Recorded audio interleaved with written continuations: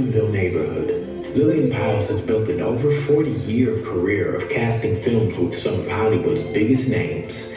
But her journey and what she's seen is just as interesting from behind the camera. I started out in New York.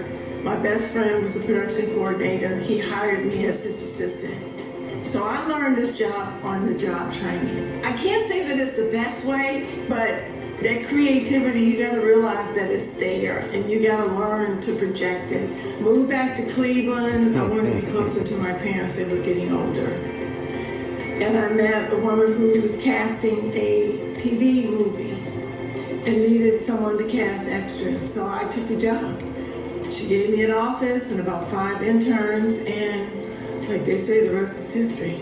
And her resume grew quickly. From Francis Ford Coppola to the Russo brothers, Mrs. Pyles began casting for some of the industry's top players. But for her, one experience stands above the rest. In New York, I worked with Spike Lee, I worked with Mario Van Peebles, I worked with Gordon Parks.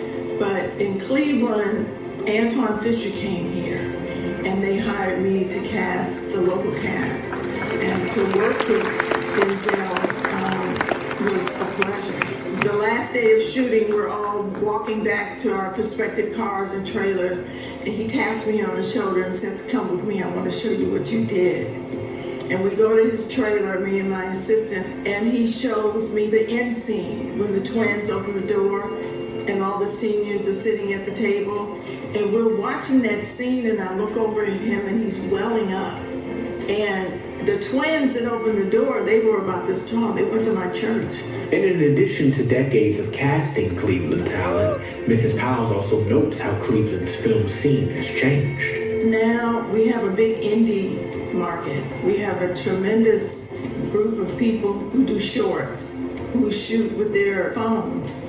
And they're beginning to show their creativity, because that's all Hollywood is somebody created it. I get people to ask me all the time, how do I become a casting director?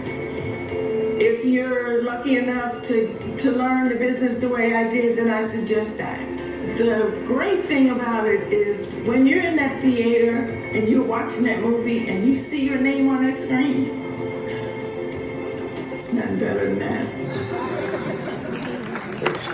Some of her most recent projects include Liam Neeson's The Marksman and the critically acclaimed Judas and the Black Messiah.